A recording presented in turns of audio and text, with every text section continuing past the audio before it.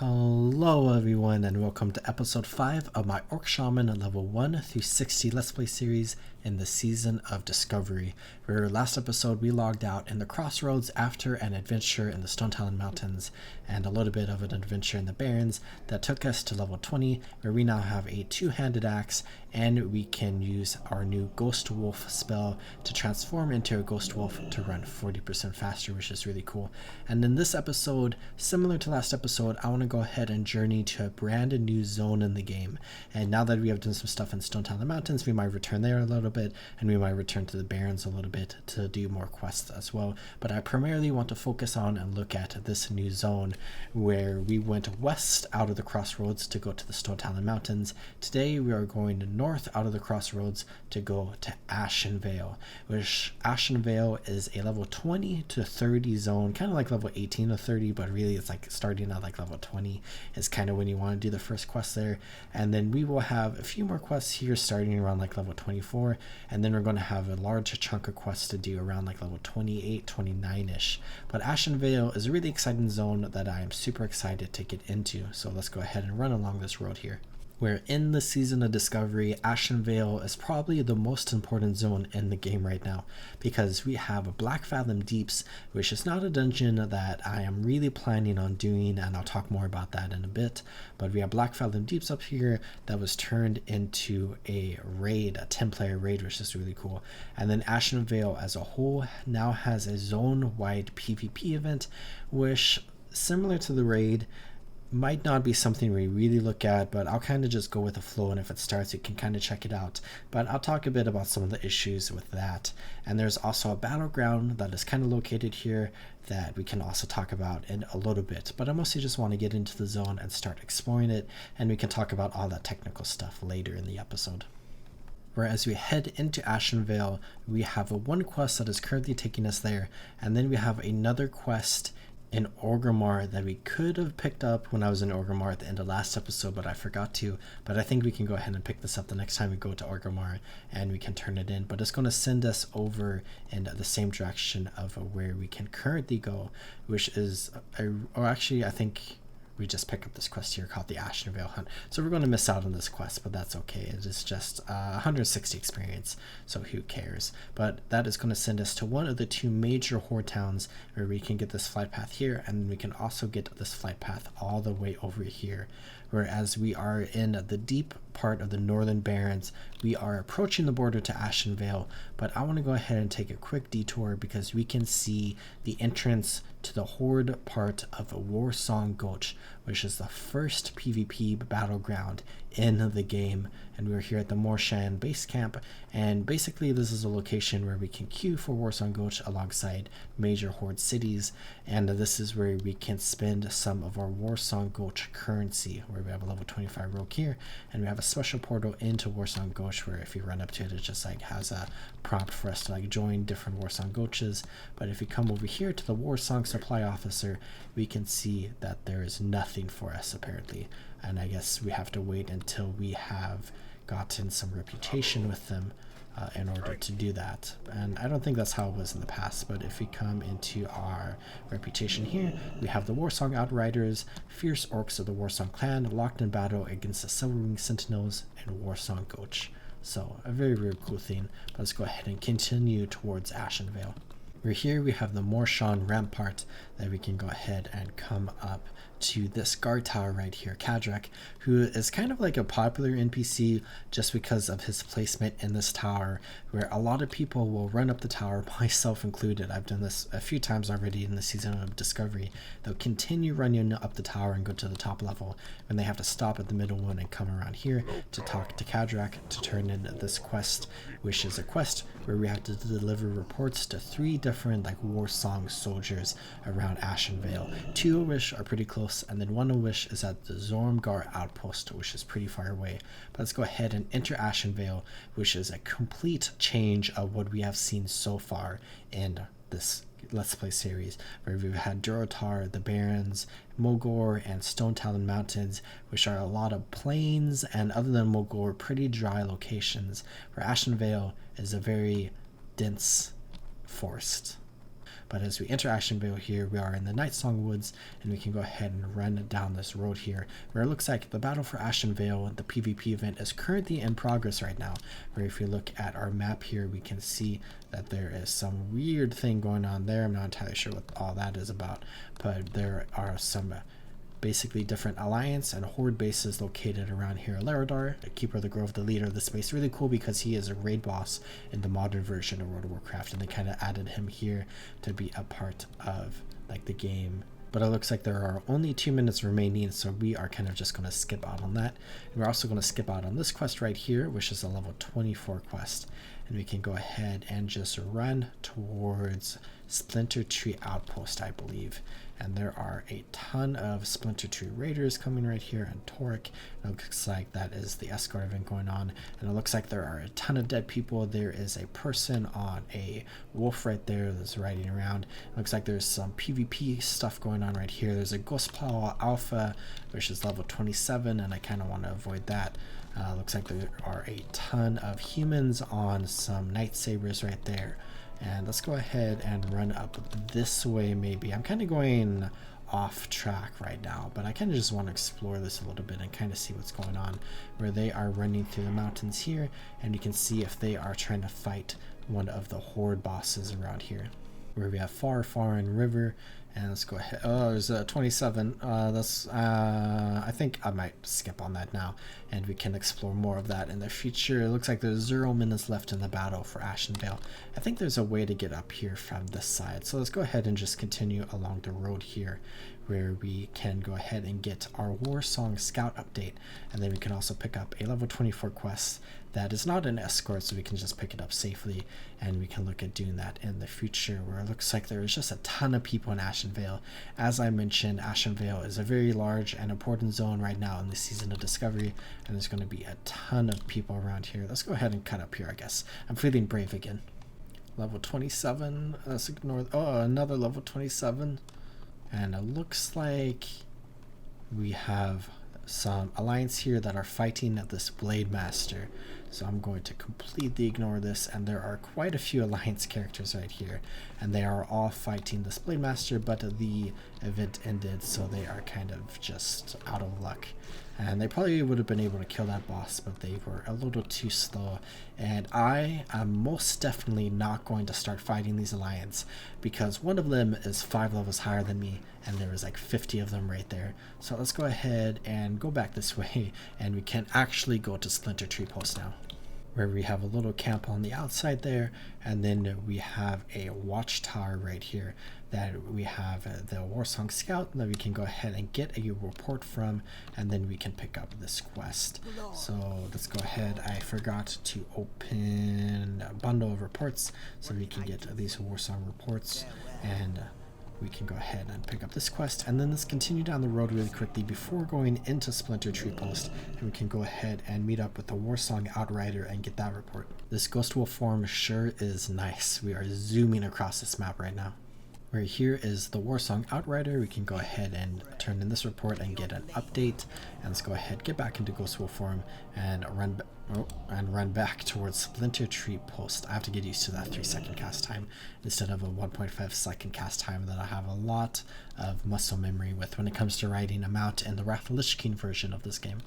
Where here is Splinter Tree Post, which is the biggest horde settlement in Ashenvale with a ton of guards, and I definitely want to get the Windrider Master, and then we can go ahead and basically start the Ashenvale hunt, which the hunting quests in this area of the world is a very prominent part of this area of the world, where especially as Torrens and Mulgore, the hunting quests play a big part in like that storyline of that zone. But then of course in the Barrens we are still participating in that, where we have this quest Enraged Thunder Lizards, which is the next step in that quest, and it continues here in Ashenvale, where we can go ahead and continue this, where basically we have turned this in, and I believe we no longer have this quest here to come and speak to Sanani Thunderheart here, but across Ashenvale there are now, I believe, 4 different basically like beast animals or whatever that we can go ahead and hunt down and fight, which we saw one a little bit earlier. I didn't point it out, but it was a like rainbow hippogriff basically,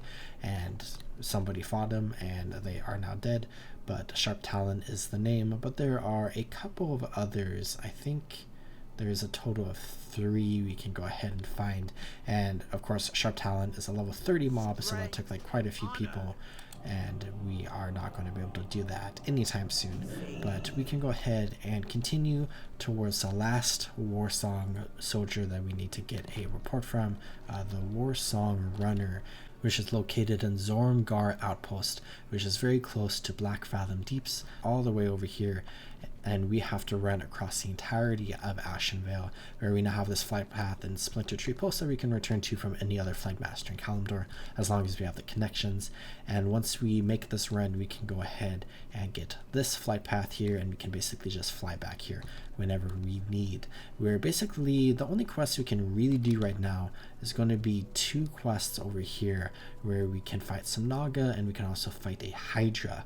So we can go ahead and do those 2 quests as we begin our journeys in Ashenvale, and then once we complete those 2 quests, I am probably going to return to Stone Talon and the Barrens. But first things first, we have to run to Zormgar Outpost, which, as I said, is very far away, and it's past the major alliance settlement in this map, where if we were to follow along the road, we would be in danger of getting killed by all the guards that are super high level, basically Splinter Tree post, but for the alliance Astronar. But we are going to go ahead and take a little bit of a detour route around that place in order to get around it and go to Zormgar, which we have to be a little bit careful of other monsters as we do that. And we also have to be kind of careful as we run there as well, because we saw those like level 27 Ghost Paw Wolves, and then we are on a normal server, but if we were on a PvP server, we'd have to be a little bit concerned about the alliance attacking us. But here we are as a horde character on a normal server, so we don't have to worry about that. But there are quite a few alliances. We've seen like 60 so far in this episode. Whereas we have journeyed along the road, we have discovered Astronar, and we discovered it right here, even though it's kind of far away, where we have Astronar right up here in front of us. And if we were to go over the bridge and into the town, we would be slaughtered by the guards. So we are going to go ahead and not go that way, and we're going to come around this way, where we have to be careful of some bears and some stalkers around here that are like level 22 and level 21 respectively right there. And we can go ahead and sneak around this alliance camp, where of course there are 2 major horde camps plus like some various other NPCs that are located around Ashenvale, and then there is the one major alliance camp right here, as well as like 2 other somewhat large alliance camps in this zone, plus like 1 additional location that's not really like for alliance questing, but it has like alliance NPCs at it, and there's 1 other additional small alliance camp that I just remembered, so 3 total that are around this zone. So we have to be really careful as we come through here. And there is also a very high level elite alliance mob that will patrol, I think mostly around like the eastern parts of Ashenvale, so we have to be careful about that. And then we also have to be careful about all these different like animals, specifically Sharp Talon, I think, which is an elite mob, I think. So we just have to be careful of all of that. But we have Astronar here, which is one of my favorite towns in the entire game, but of course we can only explore that as a member of the alliance, where we pass through here a little bit on our human mage, and we might get here at some point on a night elf character in the future. Where I've now looped around, we have these Astronar sentinels that did not catch us, and we can now come out this way, where we can continue along the road, and it is now basically like the home stretch to get to Zormgar, where Astronar is really the only like super scary part of this trip, and maybe like some of the wolves around Splinter Tree, where there is 1 of the alliance camps up here, but we can basically just completely ignore that. I guess there's another small alliance camp right there. I can't really remember all of them. So I guess 4 kind of small alliance camps, plus like the 1 NPC lore location that we as a member of the Horde will be going to. But we have Maestra's post up here, which is one of the alliance camps, so there's like 2 right here. And then there's like a house with a couple of alliance NPCs. Yeah, there's just a lot of alliance stuff going on here, where of course Ashenvale is the heart of Night Elven territory, so it makes a lot of sense that there are a ton of Night Elves and a ton of members of the alliance around here, but we as members of the Horde are kind of encroaching in this territory, where I am going to stay far away from coming into Maestra's post right there, which we will maybe look at in the future. And I kind of talked about a little bit near the end of my Human Mage Let's Play series when we were in the Burning Steppes, because I was talking about Morgan's Vigil and how Maestra is an NPC that isn't introduced until the Cataclysm expansion, even though this post is named after her. But let's go ahead and take a left here, where we can continue down this road that is going to take us to the ocean, where we have been on the eastern side of Kalimdor here in Durotar, and we have now basically run all the way to the western side, and we are now at the Veiled Sea that we can see out to the west instead of the Great Sea to the east that leads to the Eastern Kingdoms, which is very cool that we have now basically journeyed across the entire width of this continent, and we just have a lot of north and south to do. Let's cut over this way, where we have to be careful of yet another Alliance NPC that has made a very tiny camp near the Zormgar outpost, where of course we have the Zoram Strand that is coming up right here. That is the beach that looks out over towards the ocean, and this location and Blackfathom Depths are pretty important night elf locations that we can start talking about in a moment. But we can see our Horde camp coming up here, and we can go ahead and ignore Talon right here, level 17 Alliance Questgiver. But we have a Troll outpost right here, where I believe the only other one we've really seen is Sinjin Village, and then of course there's the Valley of Spirits in Orgrimmar that we kind of pass by a little bit. But there are quite a few troll villages all across the road that we can go to, and we have Zormgar outpost right here that has a bunch of trolls and a bunch of orcs. And let's go ahead and get this Wind Rider Master right here, where if you look at our map, we have now gotten 2 new flight paths, and we can go ahead and return to the crossroads for 99 copper, or to Splinter Tree Post for 5 silver, or Sunrock Retreat for 2 silver, 88 copper. So kind of interesting. We can go to Orgrimmar for 10 silver, or we could go to Thunderbluff for 2 silver. So really interesting pricing there. But let's go ahead and talk to the Warsong Runner, where we can go ahead and get this update, and we have completed this quest, so we can go to, what is his name, Kadrak? I almost said Kardrak. But let's go ahead, come up here where we have Jinu Sankria, where we picked up this quest from Stone Talon Mountains. We can go ahead and turn that in, which this is a dungeon quest that I'm going to ignore. And then we have Naga at the Zoram Strand, and then we also have Troll Charm, which has us fighting Furbolgs that we'll do later on in this series. And then we also have an escort quest that I can look at doing, but let's go ahead and start fighting some of the Naga, and then let's talk about some of the technical stuff related to PvP in Ashenvale and Warsong Gulch, and then let's talk a bit about the raid, and maybe explore it a tiny bit on another character, and then let's talk about some of the lore and story of Ashenvale before we meet up for a quest that I really want to showcase. Whereas I'm here in the Zoram Strand, let's go ahead and talk about Blackfathom Deeps first before we start talking about PvP. Where the Blackfathom Deeps is a really cool area that is just not something that I am personally super interested in anymore when it comes to games. Because I think I am in a phase of my life where I'm really reevaluating a lot of the things that like make me happy when it comes to games and things that make me frustrated. And I think there's like a variety of different topics that we could talk about in context to this, where I have my problems in gaming series that I have dived into different topics related to this and will continue doing so in the future. But I think to just give some spark notes with like modern day instance content in World of Warcraft is that I'm not a big fan of gold buying with basically having to spend real life money in order to get items in raids. And I'm not a big fan of the amount of elitism and like toxicity that exists in modern day World of Warcraft, especially because of how easy of a raid Blackfathom Deeps is and the high amount of expectations that people have for you in order to like beat the raid, and a bunch of other topics surrounding that, where I really enjoyed running through like dungeons and raids like way back in the day. But I think just the person who I am nowadays, I'm not really into that, but I'm still into the story, and I'm going to go ahead and hop onto my Orc Death Knight and Wrathlich King for a little bit here, and I'll just run through some areas of the Blackfathom Deeps and we can explore this. Where the Blackfathom Deeps is a partially underwater dungeon in northwestern Ashenvale. It is accessed by a stair-lined shaft that requires one to swim through an underwater entrance.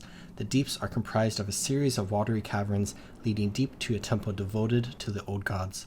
The Twilight's Hammer cult runs this shrine, and it has joined forces with local Naga and satyrs to defend the unholy creature, Akumai.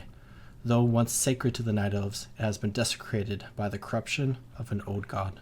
Situated along the Zoram strand of Ashenvale, Blackfathom Deeps was once a glorious temple dedicated to the Night Elves' moon goddess, Elune. However, the Great Sundering shattered the temple, sinking it beneath the waves of the Veiled Sea. There, the temple remained untouched until the Naga and Satyr, drawn by its ancient power, emerged to plume its secrets. Legends hold that Akumai, a favorite pet of the primordial old gods, has taken up residence within the temple's ruins. The cult known as the Twilight's Hammer has also come to bask in Akumai's evil presence, and members of the shamanic order known as the Earthen Ring rush to oppose them, knowing that where the old gods are invoked, dangers to the whole of Azeroth cannot be far behind. The first boss is Gamura, who is an elite turtle boss, and when the Twilight's Hammer cult arrived, its followers roused and imprisoned one of the last peaceful creatures living in Elune's temple. The cult delighted in tormenting the giant turtle for years, flaying its mind and body until it succumbed to madness. Naming the beast Gamura, the cultists trained it to attack outsiders and defend the old god shrine. Following is Lady Severus, a Naga who was granted her own private cove by the Twilight's Hammer in Blackfathom Deeps, who has continuously sent fresh sacrifices. The cultists hope that her rituals and research will result in a magical protection that will allow them to worship the terrifying Hydra at the Deep's core without fear of becoming his next meal. And then there is Lorgus Jet, who is kind of just like a random rare human mob who is a member of the Twilight's Hammer that we fight, and he kind of just patrols through the Deeps. And then there's Gillyhast, who is a Murloc mini-boss, where when the old gods called and Gillyhast answered, forcing his way into Blackfathom Deeps and slaughtering nearly a dozen surprised Twilight's Hammer cultists with his twin swords. Impressed by his ferocity and brutality, the cult allowed him to stay, and he built his own shrine to offer sacrifices and receive blessings from the ominous presence in the temple's ruins. And then there is Baron Aquinus, who's kind of like a bonus boss that spawns during a horde quest and is just a water elemental that you can fight. And then there's Old Serikis, who many of the creatures swimming beneath the Moonshine ruins were killed for food after the Twilight's Hammer cult took up residence, but the largest thresher in the water proved to be uncatchable, and those who persisted in hunting it inevitably died in the attempt, which is just a cool boss that kind of just hangs out underwater here in this dungeon, where I don't think this boss exists in the Season of Discovery version of the instance. And then there's Twilight Lord Kilris, who Kilris was the leader of the Twilight's Hammer in the Deeps, who eluded the Argent Dawn and Darnassus for some time.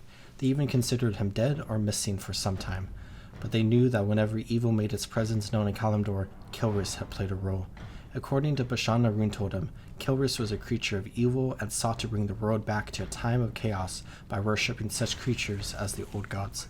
He supervised the growth of the Hydra, Akumai, where when the cultists found a strange three-headed creature in the belly of Blackfathom Deeps, Twilight Lord Kilris was convinced the Hydra was a herald of the old gods' return to Azeroth and his ticket to immortality.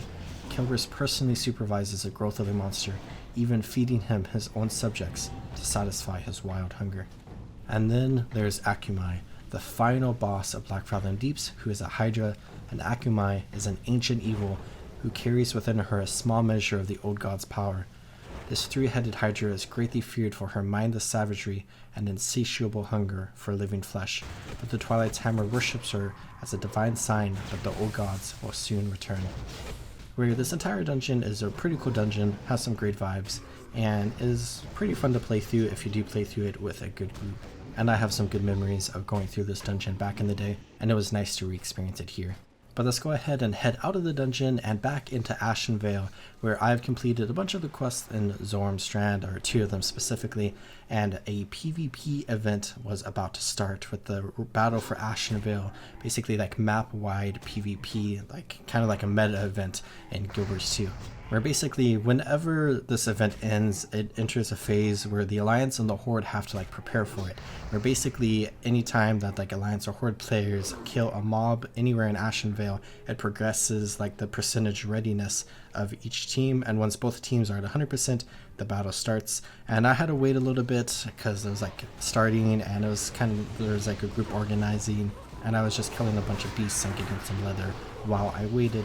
And when it did eventually start, and I have done this once before on my Undead Mage, so I knew a little bit about it before we started this, but once it started, it was kind of boring because basically how it works is both teams have 3 bosses that you have to fight through, and then when you fight through all 3 bosses, there's a 4th boss that you have to kill, and when that 4th boss dies, the team that kills that boss wins. So basically we as Horde have to kill 3 Alliance Keepers, and then we have to kill the Alliance leader. I forget what the technical name is. I think it was a priestess. And basically the idea here is that the Alliance and the Horde want to organize different teams to go after the different bosses and to also defend their own bosses. But how it works in reality is everyone just zergs to each boss, similar to like the Otrak Valley dungeon that we'll probably explore later on in this Let's Play series, where people just rush from boss to boss to boss and get as many rewards as possible and basically don't engage in PvP at all. And that's kind of unfortunate, and it is a little boring. And basically with the current like server that I'm on and with how the Horde have been participating in this, for the most part, unless they're in like a main layer, the Alliance are probably more likely to win just because they seem to be better coordinated on this server, which is like okay. But basically we were only able to kill 1 boss, and then like we were progressing a 2nd boss, and then the Alliance beat it.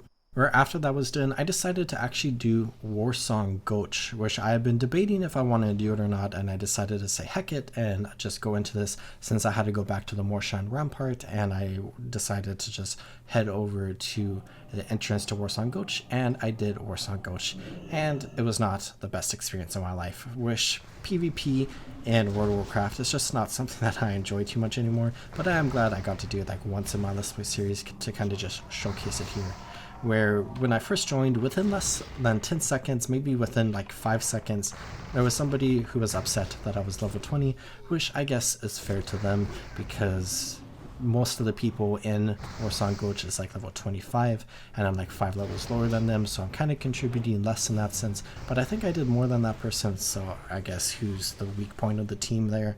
But I still understand that frustration, but it was kind of disappointing to see that frustration happen just in general, I guess. And then the whole battleground itself was kind of just like any other battleground, where it tends to be one team stomps the other team, and then there's oftentimes something called pre-made groups, where it's like 10 organized people who are on voice comms with each other and are pretty geared, fighting like 10 people that are not that at all, and the team that is more prepared tends to be the team that wins.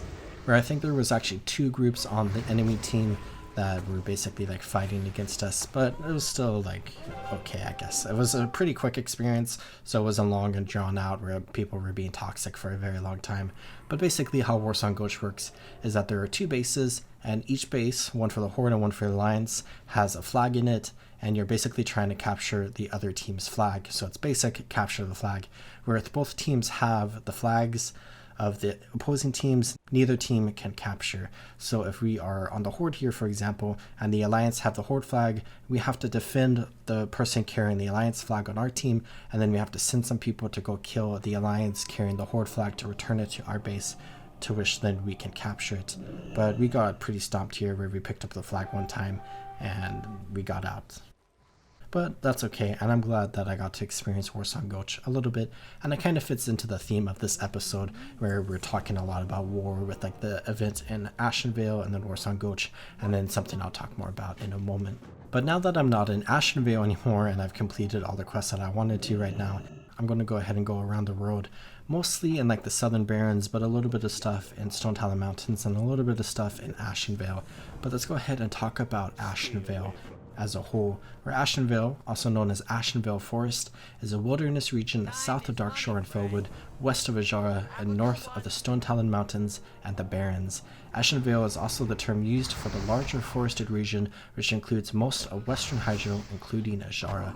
It is the ancestral homeland of the Night Elves, who remain in control of several holdings through the zone, including Ashtanar, Maerstra's Post, Silverwind Refuge, Silverwind Grove, and the Shrine of Escina.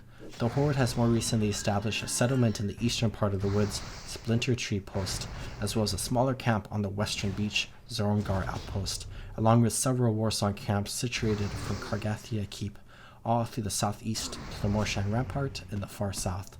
The zone is heavily populated with furbolgs, satyr, and wild creatures such as spiders, wolves, and bears. The region is quite large, and running from the Zormstrand to the Warsong lumber camp is quite an undertaking.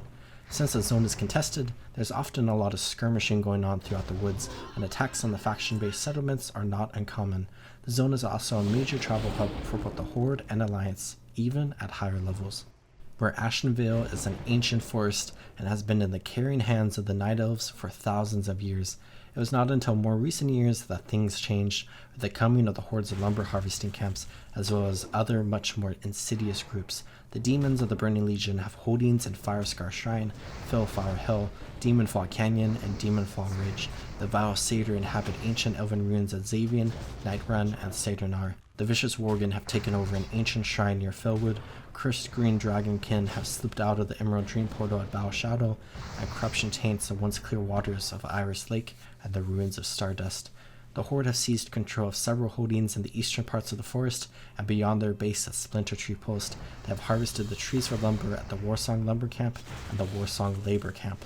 The Horde clash with the Night Elves over control of eastern Ashenvale, with the Warsong Outriders vowing to continue their lumber harvesting operations, and the Silverwing Sentinels vowing to drive the Outriders from their lands once and for all. Ashenvale is a vast, primordial wilderness, long given over to beasts and nature's savage ways. The Night Elves who settled on Kalimdor after the Great Sundering hunted in Ashenvale's wilds, but never settled within its borders. When the Burning Legion invaded in the Third War, the Night Elves ceased even hunting in order to battle the demons. The lack of hunting has allowed many creatures to live and thrive within the vast woodland, creating danger for all who venture into the forest. Ashenvale Forest runs in a great arc, south of Mount Hydro with Stone Talon Mountains to the southwest, and the Barrens directly south. The ruined lands of Ashara lie across a river to the east. Ashenvale is an old forest, long untouched by any mortal race. The weather is fairly mild, though rain is almost constant. The woods are so old and thickly grown that only trickles of precipitation gets through the thick canopy. The forest has become even wilder since left to its own devices after the start of the Third War. Any roads through are overgrown, some even impassable. In contrast, the game trails see increased traffic as beasts living in the shelter of the massive trees grow in number and boldness. Those traveling through Ashenvale will wisely keep their guard up at all times. In recent years, the demons and Satyr have corrupted parts of Ashenvale, and other parts of it are cut down by the Horde to fuel their expansion efforts. The Forsaken too have begun experimenting on sleeping druids within the Dordano barrow dens, unbeknownst to the Horde, but not the Alliance. In addition to bears and great cats prowling the dense woodlands, hulking beak-faced wildkin forage throughout Ashenvale. Vicious harpies are known to make massive nests on the tops of the tallest trees.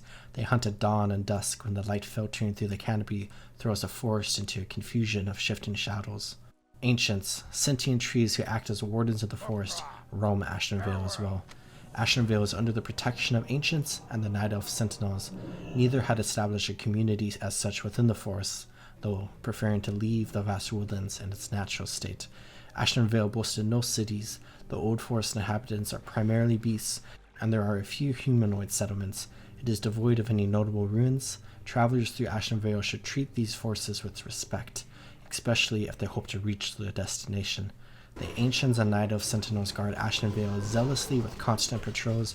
Any who threaten the forest, cutting down the live trees, poaching beasts of the forests, and the like, are met with the Ancients' powerful attacks and the Sentinels' deadly arrows. The only unified Night Elf presence dwelling in Ashenvale is a reclusive group of rangers, the Farstriders. They use to train and train other inhabitants in their specialized skills. They hold a difference of opinions amongst themselves regarding strangers in Ashenvale.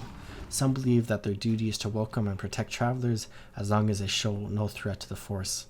Others see any strangers as unwelcome interlopers who must be escorted to the southern border. Still, whatever their opinion on Ashenvale, the Farstriders bow to the wishes of the Ancients and the Sentinels. There is little reason to try to take the forest, since it has no cities to invade and no treasure to plunder that anyone knows of. The Rangers and the Ancients remain vigilant nonetheless. Where, of course, that is a lot of the history in Ashenvale, and nowadays with Warcraft 3 and World of Warcraft, we have seen that this area change, as this area will change over the course of World of Warcraft's history. And I think Ashenvale is overall a really, really cool zone, and I really like playing in this zone, and I am excited to do a lot more in the future when we unlock more quests here. Where now I return to the Barrens, and I really want to explore a super cool part of the Barrens, and that is Northwatch Keep, which is a really, really cool spot that I want to talk a lot about. But let's go ahead and get over there, and I might try to find a group for this as well. Where some players who have been watching me for a little bit may recognize this location from being where I ended my Human and Mage Let's Play series, where I basically journeyed from Stormwind to here to Northwatch Keep, and I basically went up at the tallest guard tower, and I basically stood watch over towards Durotar. And that's a really cool moment for me, because that's something that I've been wanting to do throughout the entirety of that Let's Play series. It's just ended like that, because this place has a lot of sentimental value to me because of how much time that I spent here for some reason on my Alliance character back in like Wrath of Lich King, where I used to roleplay a lot, and I think I roleplayed here a little bit, but I just really like this place because it has like a bunch of like Theramore guards and stuff, and I really liked Theramore Isle as well, and I just enjoy being here for some reason. And I was really sad because this is a bit of a spoiler, with the Cataclysm expansion, it kind of got a little destroyed, and that made me a little sad. But I enjoy coming here in Classic WoW, where as a member of the Horde, we are going to be fighting these Theramore guards who are kind of encroaching on Orcish territory, where the primary reason that we are fighting them is because of the two blood elves that we are about to interact with. One that we have to do a very lengthy escort that I'll talk more about in a minute, and then the captain of a bunch of ships that are getting shot down by the guards here, where I always view this area as being a little bit of a dangerous spot, just because it seems like extra intimidating. And I'm currently a level 22, so I am very well prepared, where this was a level 15 mob that we just fought and gave me no experience, which is a little unfortunate. But most of these mobs are going to be giving me a little bit of experience, where I am indeed at level 22 now, which is nice because I have the 2 points in the Ghost Wolf talent, so this is only a 1 second cast time now. But let's go ahead and kill this cannoneer. Where yeah, I just have a lot of memories of this place, and I remember really like looking into the new Cataclysm talents while here for some reason. So overall, just a very nostalgic place for me that I have a lot of memories of, and I think it is a really cool place with a lot of cool like decorations and stuff. Where we have the 2 quests here. One is to collect 10 Theramore medals, which is very easy, and then to kill the 3 different mobs, and then we also have to do an escort. So let's go ahead and work on killing all of the mobs around here, and then we can do the escort.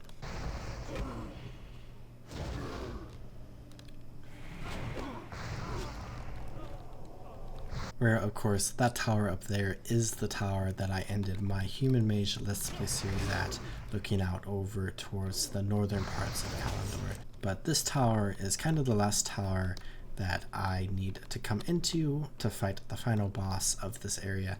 And then this is also where the escort starts, which is a very long escort, and it's going to be some time before we can even do it.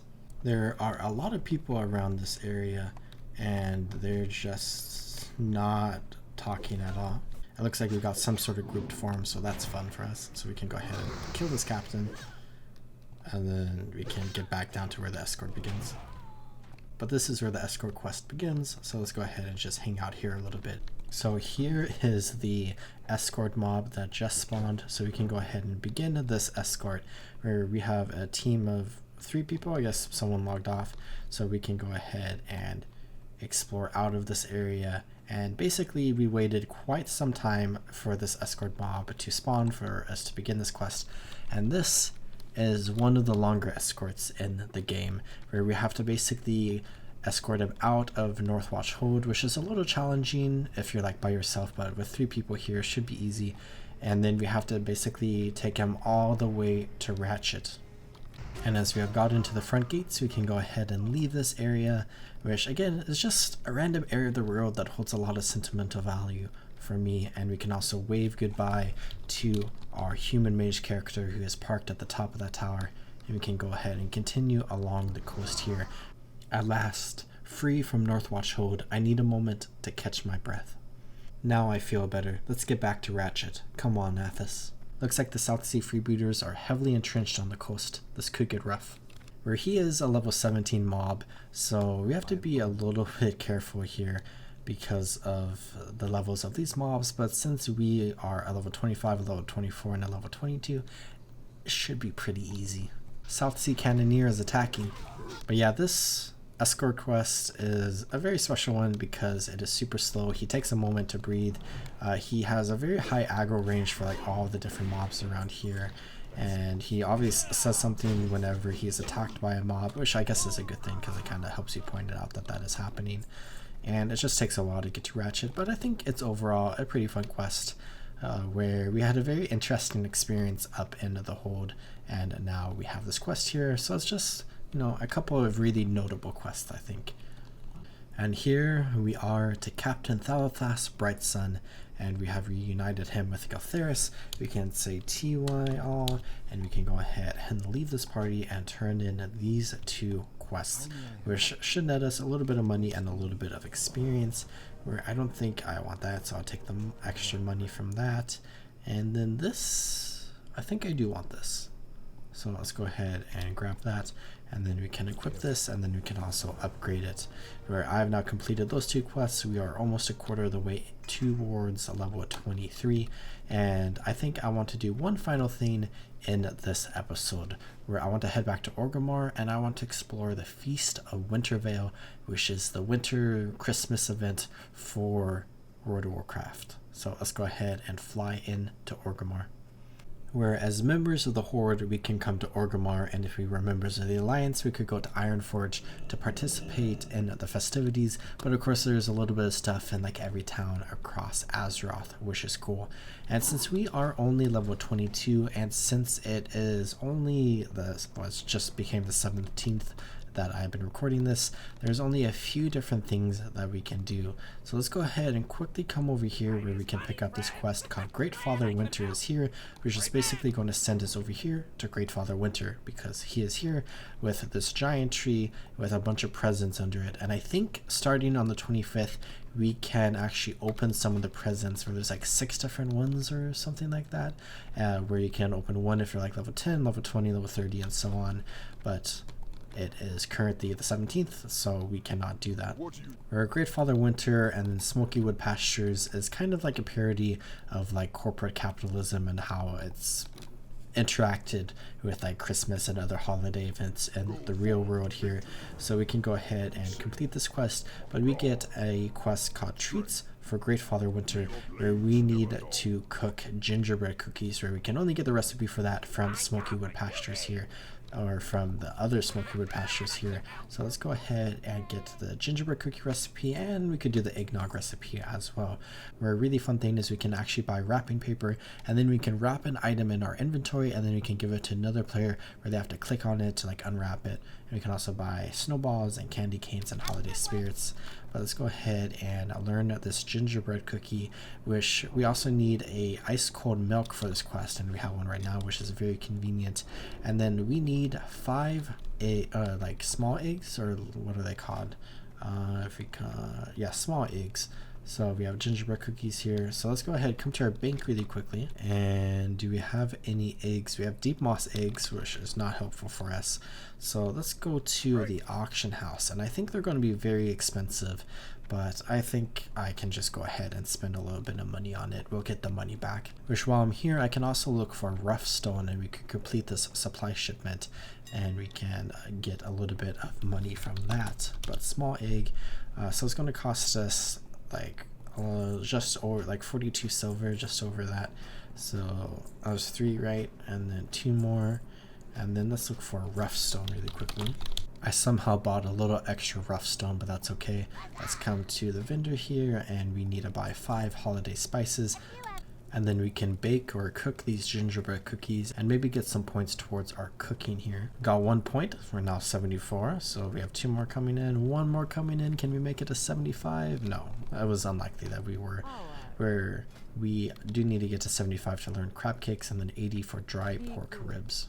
We can turn in this supply shipment for 6 silver, and then 300 reputation and 10 experience 10 experience isn't really a lot. But then we can come to Great Father Winter, and we can turn this in, and we will get a Smoky Wood Pastures gift pack, and we'll make Great Father Winter very happy, and we got a little bit of experience from that as well, which is nice. Or if we open this, we got 10 copper bars. That's actually kind of nice. But moving forward, we can also come to any of the Winter Revelers around here, and don't tell my fiance this, but we can type /kiss, and then we can get this debuff here where we kiss someone under mistletoe, which gives us some different items, where we got a mistletoe from this one, where I think if we come up to like other NPCs or like players, we can give them mistletoe, which increases spirit by 20.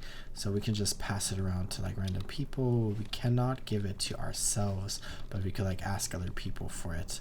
So I'll just pass this around to like random people around here. And then we can come up here to Ferment of Vile Goblins, anything for a gold coin. And this is kind of like another quest where we have all these quests related to Smoky Wood Pastures, where this quest is kind of more related to like the more ancestral roots of the Feast of Winter Veil, and kind of like, you know, the meaning of like the true intentions of the holidays, where we can come over here to the Valley of Wisdom, where I actually need to chat with the Shaman trainer and see if there's any new spells, so that's convenient, and we can go ahead and learn the reason for the season.